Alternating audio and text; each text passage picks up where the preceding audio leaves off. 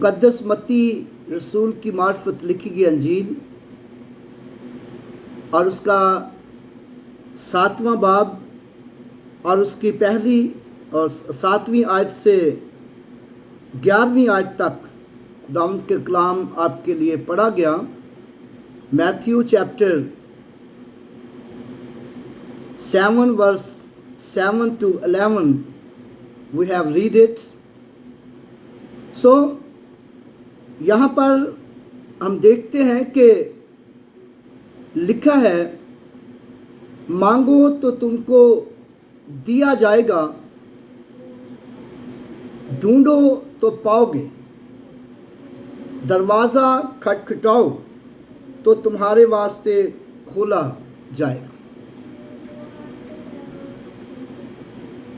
ये वर्ष जो है ये दुआ के ताल्लुक से है कि जब हम खुदावंद के हजूर बैठते हैं, खुदावंद के हजूर दुआ करते हैं और फिर जो कुछ भी हमारी ज़रूरतें होती हैं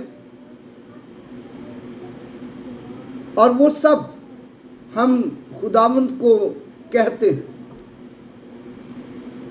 और खुदावंद जो है वो सारी ज़रूरतें जो है वो पूरी करता है और ब्लेस करता है।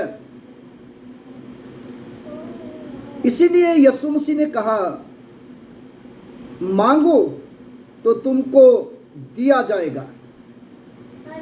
यानी कि खुदावंद के हजूर दुआ करोगे, दुआ के वसीला से खुदावंद का दरवाज़ा खटखटाओगे तो वो तुम्हारे लिए खुल जाएगा। और फिर यीशु मसीह ने कहा, क्योंकि जो कोई मांगता है उसे मिलता है और जो खटखटाता है उसके वास्ते खोला जाएगा, उसके लिए खोला जाता है। और मेरे भाइयों और बहनों, ज़रूर है कि हम खुदावंद के हजूर कभी दुआ करना ना भूलें। और दुआ जो है ये इस कदर अहमियत रखती है, बाइबल मुकद्दस हमें ये बताती है कि दुआ पहाड़ों को हटा देती है। दुआ जो है जेल के दरवाज़ों को तोड़ देती है। दुआ जो है जंजीरों को खोल देती है। और इसीलिए तो यीशु मसीह ने कहा, मांगो तो तुमको दिया जाएगा, ढूंढो तो पाओगे, दरवाज़ा खटखटाओ तो तुम्हारे वास्ते खोला जाएगा। और फिर यीशु मसीह ने मज़ीद कंफर्म करते हुए, मज़ीद इसकी तस्दीक करते हुए और कहा, तुम में से कौन सा ऐसा आदमी है कि उसका बेटा उससे मछली मांगे और वो उसे सांप दे, उसका बेटा उससे रोटी मांगे वो उसे पत्थर दे। जब तुम अपने बच्चों को अच्छी चीजें देना जानते हो तो तुम्हारा आसमानी बाप अपने मांगने वालों को, अपने दुआ करने वालों को, अपने हजूर झुकने वालों को, अपनी प्रस्तश हमदोस्ताइश करने वालों को क्यों ना अच्छी चीजें देगा।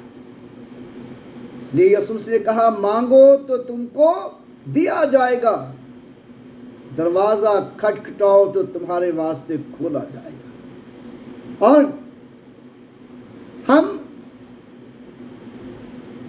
एक ऐसी शख्सियत के ताल्लुक से बाइबल मुकद्दस में देखते हैं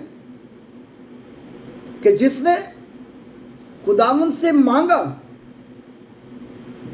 और फिर खुदावंद ने उसे दिया।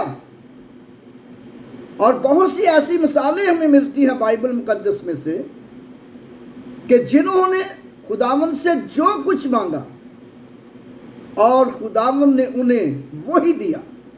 और फिर हम दुनिया में बहुत सी गवाहियां सुनते हैं, फेसबुक भरी पड़ी है, यूट्यूब भरी पड़ी है मुख्तलिफ गवाहियों के साथ कि हमने खुदावंद से मांगा और खुदावंद ने हमें दिया जो कुछ भी हमने मांगा। और बाइबल मुकद्दस में हमें हन्ना की मिसाल मिलती है कि हन्ना खुदावंद के हुजूर दुआ कर रही थी और हन्ना एक भांज औरत थी और एली काहिन का जमाना था। और जब वो खुदावंद के हुजूर दुआ कर रही है और दुआ में उसने बेटा मांगा है और साथ में उसने खुदावंद से वादा भी किया है। वादा ये किया है कि खुदावंद तू अपनी बंदी पर नजर कर। पहला शमूएल उसका पहला बाब उसकी हम 11वीं आयत से जब पढ़ना शुरू करते हैं तो हमें ये सारी चीजें मिलती हैं। तो उसने कहा कि अपनी बंदी पर नजर कर, अपनी खादमा पर, अपनी लौंडी पर नजर कर, अपनी लौंडी को, अपनी खादमा को, अपनी बंदी को एक फर्जंदे नारीना बख्श दे दे और मैं तुझे ही दे दूंगी। उस तरह उसके सर पर नहीं चलेगा, मैं तुझे ही दे दूंगी। और बाइबल मुकद्दस ये बताती है कि खुदावंद ने उस पर नजर की और वो हामला हुई और खुदावंद ने उसे फर्जंदे नरीना बख्श दिया। Praise the Lord. और लेकिन इसके दरमियान भी कुछ बातें हुई और बाइबल ये बताती है कि हन्ना जब दुआ कर रही थी तो एली काहिन जो था वो कुर्सी पर दरवाजा के पास बैठा हुआ था और वो उसे देख रहा है। वो अपने दिल ही दिल में दुआ कर रही है, लेकिन एली काहिन उसे कहता है कि अपना नशा उतार, तू कब तक नशे में रहेगी। और उसने एली काहिन को कोई सख्त जवाब नहीं दिया, कोई सख्त जवाब नहीं दिया। इसका मतलब यह है कि हन्ना ना सिर्फ जरूरतमंद थी बल्कि हलीम औरत थी और फरोतन औरत थी। और उसने कोई ऐसी बात नहीं कही कि तू चंगा खुदा दा खादम है, मैं दुआ करन रही है तेनू नजर नहीं आउंदा। नहीं, उसने बड़ी हलीमी से कहा, मैं अपनी लौंडी पर शक न कर, मैं कोई खबीस औरत नहीं हूं, मैंने तो अपना दिल खुदावंद के हुजूर अंडेला है। जैसे उसने हलीमी और फरोतनी के साथ अल्काना को जवाब दिया है तो अल्काना के मुंह से उसके लिए दुआ निकली है और कहा, जा तेरी मुराद पूरी। और याद रखें कि जब हम हलीमी और फरोतनी के साथ खुदा के खादमों के साथ पेश आते हैं। जरूर है कि कई दफ़ा खुदा के खादम सख्त बात भी कर देते हैं और हमें उन सख्त बातों को भी सुनना होगा खुदा के खादमों की। और मुमकिन है कि वो सख्त बातें हमारी रहनुमाई के लिए हो सकती हैं, हमारी बरकत के लिए हो सकती हैं, हमारी खुशी के लिए हो सकती हैं। और उसने बड़ी हलीमी के साथ उसे सुना और उसने हलीमी के साथ जवाब दिया और खुदावंद ने उस पर रहम कर दिया। मांगो तो तुमको दिया जाएगा, ढूंढो तो पाओगे, दरवाजा खटखटाओ तो तुम्हारे वास्ते खोला जाएगा। और फिर जब वक्त पूरा हुआ, हन्ना जो है वो हामला हुई। और जब हन्ना हामला हुई और खुदावंद ने उसे फरजंदे नारीना बख्श दिया, और जब खुदावंद ने उसे फरजंद बख्श दिया तो लिखा है कि हन्ना अपने वादा के मुताबिक दूध छिड़ाने के बाद और उसे खुदावंद के घर लाई। और खुदावंद ने उसे जब खुदावंद के घर लाई तो उसने उसे एली काहिन के सुपुर्द कर दिया। और जब एली काहिन के सुपुर्द कर दिया, वो बच्चा उसे वापस दे दिया खुदावंद को। तो जब हम दूसरे बाब की 20वीं आयत पढ़ते हैं, पहला शमूएल दूसरा बाब उसकी 20वीं आयत, यहाँ पर लिखा है, और एली ने अल्काना और उसकी बीवी को दुआ दी और कहा, खुदावंद तुझको इस औरत से उस कर्ज के इवज जो खुदावंद को दिया गया नस्ल दे। फिर वो अपने घर गए। और जब खुदावंद के हजूर वापस दिया गया है तो एली काहिन ने क्या कहा है? बड़ी खूबसूरत बात कही है। पहले तो उनको दुआ की है, उनके लिए पहले उनके लिए दुआ की है।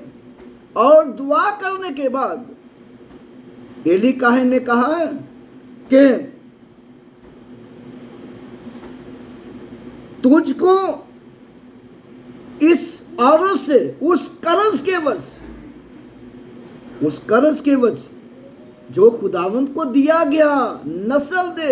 याद रखें कि जो कुछ हम खुदावंद के हजूर देते हैं, जो कुछ खुदावंद के हजूर देते हैं वो कर्ज है, वो कर्ज है। और तो खुदावंद जो है वो कर्ज वापस नहीं लगता, कर्ज वापस नहीं लगता, बल्कि वापस लौटाता है, डबल करके देता है, डबल ट्रबल करके देता है। और जब हम इसी आयत का अगला हिस्सा पढ़ते हैं, 12वीं आयत, लिखा है, और खुदावंद ने हन्ना पर नजर की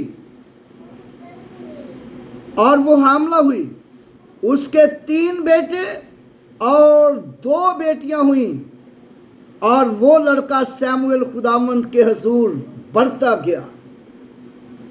कितनी बड़ी बात हम देखते हैं कि उसने एक बेटा खुदावंद के हजूर दे दिया, जो उसने मांगा और जो उसने वादा किया उस वादा को पूरा कर दिया, उस वादा को पूरा कर दिया खुदावंद के हजूर। और खुदावंद ने उसे 3 बेटे और 2 बेटियां और दे दी। और 5 का अदद किसका अदद है? फजल का अदद है। और जब उसने खुदावंद के हजूर दिया तो उस पर खुदा का फजल हुआ, उस पर खुदा का फजल हुआ और उस पर खुदा की बरकतें नाज़िल होनी शुरू हो गई, खुदा की बरकतें नाज़िल होनी शुरू हो गई। और फिर हम अय्यूब के ताल्लुक से हम देखते हैं पुराने अहदनामे में अय्यूब की किताब, उसका पहला बाब जब हम पढ़ते हैं तो यहाँ पर हम देखते हैं कि अय्यूब नाम एक शख्स था जो उसकी ज़मीन पर सबसे अमीर आदमी था और वो खुदावंद से डरता और बदी से दूर रहता था। और उसके बेटे जो अपने अपने दिन पर ज़ियाफ़त किया करते थे और उसकी अपनी बहनों को भी बुला लिया करते थे। और जब उनकी ज़ियाफ़त के दिन पूरे हो जाते तो एली काहिन अय्यूब खुदावंद के हजूर सोख्तनी कुर्बानियाँ गुजरानता था, यानी खुदावंद के हजूर देता था, खुदावंद के हजूर देता था। और फिर खुदावंद के हजूर दुआ करता था, ऐसा ना हो कि मेरे बच्चों ने कोई खता की हो। बेशक अगले हिस्से में लिखा है कि शैतान ने उसे बड़ा डिस्टर्ब किया, उसे बड़ा तंग किया, उसका सब कुछ तबाह कर दिया। लेकिन याद रखें कि खुदावंद खुदा ने जब वो आजमाइशों में से, तमाम आजमाइशों में से, परेशानियों में से, उलझनों में से गुजर गया तो लिखा है कि खुदावंद ने उसे डबल डबल डबल से भी डबल कर दिया, तमाम किस्म की बरकतों से माला माल कर दिया। और याद रखें कि खुदावंद खुदा जो है अपने लोगों का दिया हुआ रखता नहीं बल्कि डबल करके वापस करता है। और ज़रूर है कि हम आजमाइशों में से गुजरते हैं, जब हम खुदा के नाम से देते हैं, खुदा के साथ चलते हैं, खुदा की हजूरी में रहते हैं तो बड़ी आजमाइशों में से गुजरते हैं, बड़ी मुश्किलात में से गुजरते हैं, बड़ी प्रॉब्लम में से भी कई दफ़ा गुजरते हैं। और जब हम याकूब के ख़त का मुताला करते हैं तो याकूब का ख़त, उसका पहला बाब और उसकी जब 12वीं आयत पढ़ते हैं तो वहाँ पर लिखे है, मुबारक है वो शख्स जो आजमाइश की बर्दाश्त करता है, जब वो मकबूल ठहरा तो ज़िंदगी का वो ताज हासिल करेगा जिसका खुदावंद ने अपने मोहब्बत करने वालों से देने का वादा किया है, मोहब्बत करने वालों से देने का वादा किया है। और मेरे भाइयों और बहनों, जिंदगी का ताज ये नहीं कि मरने के बाद मिलेगा, जिंदगी का ताज जो है जिंदगी की खुशियां हैं और जिंदगी की बरकतें हैं, और जो हमें इसी दुनिया में मिलता है। मरने के बाद जो मिलेगा वो तो मिलेगा, वो तो बड़ा अजर है, लेकिन जिंदगी का ताज, खुशियों का ताज, बरकतों का ताज इस ज़मीन पर भी हमें मिलेगा। मांगो तो तुमको दिया जाएगा और ढूंढो तो पाओगे और खटखटाओ तो तुम्हारे वास्ते खोला जाएगा। आजमाइशों की परवाह ना करो, क्योंकि आजमाइशों में से जब आप गुजरेंगे और परेशानियों में से अगर गुजरेंगे, खुदावंद के साथ वफादारी से वफादार रहेंगे तो वो ज़िंदगी का ताज देगा। और लेकिन जब हम लूका की अंजील उसका 6 बाब और उसकी 6 बाब पढ़ते हैं और उसकी 38वीं आयत पढ़ते हैं तो वहाँ पर लिखा है, दिया करो तुम्हें भी दिया जाएगा, दिया करो तुम्हें भी दिया जाएगा। और अच्छा पैमाना दाब दाब कर, नाप नाप कर, हिला हिला कर दो, क्योंकि जिस पैमाने से तुम नापते हो उसी से तुम्हारे लिए नापा जाएगा। और जैसा कि हम देखते हैं, हन्ना ने खुदावंद के हुजूर दिया, वापस दिया गया। और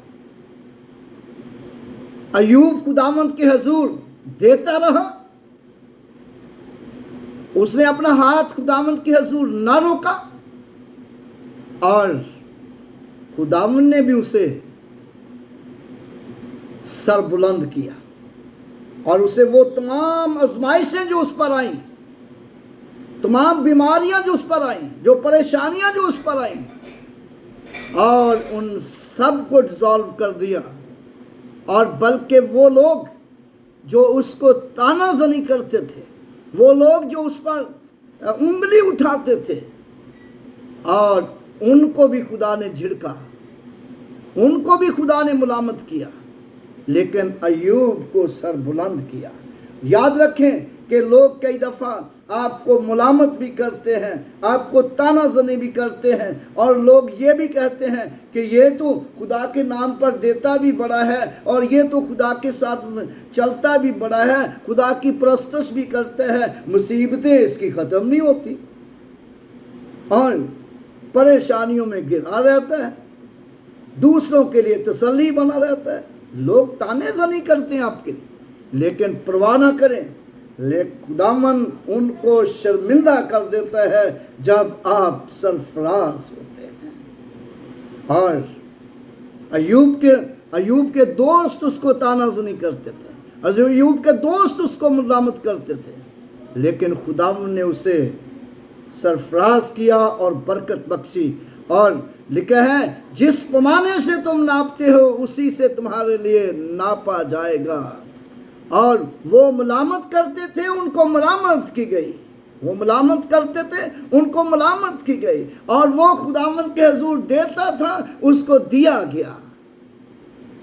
और मेरे भाइयों और बहनों, जो कुछ भी आप करते हैं वो आपके साथ होगा, वो आपके साथ होगा। और इसलिए तो यीशु मसीह ने कहा, जब हम मत्ती की अंजील उसका 7वां बाब उसकी 12वीं आयत पढ़ते हैं, तो वहां पर हम देखते हैं यीशु मसीह ने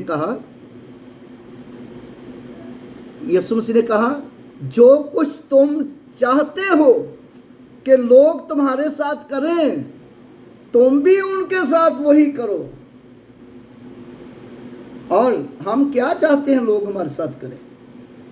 हम हमेशा ये चाहते हैं कि लोग हमारे साथ अच्छा करें, लोग हमसे मोहब्बत करें, और लोग हमको अच्छा समझें। तो ये कैसे होगा कि अगर हम लोगों को गालियां दें, लोगों से नफरत करें, और लोगों को अच्छा ना समझें, और हम कहें जी मैं ही अच्छा हूं, बस मैं ही सब कुछ हूं, तो फिर ये तो नहीं होगा, फिर लोग आपको बुरा कहेंगे। लेकिन जब आप लोगों से अच्छी तरह पेश आएंगे, और एक बुजुर्ग बहन थी, और उसका नाम जोसेफिन था, शेखपुरा की रहने वाली थी। तो वो मेरे साथ डिस्कस कर रही थी, अब दुनिया में नहीं रही, चली गई हैं, खुदा की रास्तबाज बंदी थी। तो वो मुझे बताती कि पादरी साहब, हम लोगों के लिए बड़ी दुआ करते हैं, और बड़ी दुआ करते रहे इन सब लोगों के लिए जो उसकी जमात में थे उस वक़्त।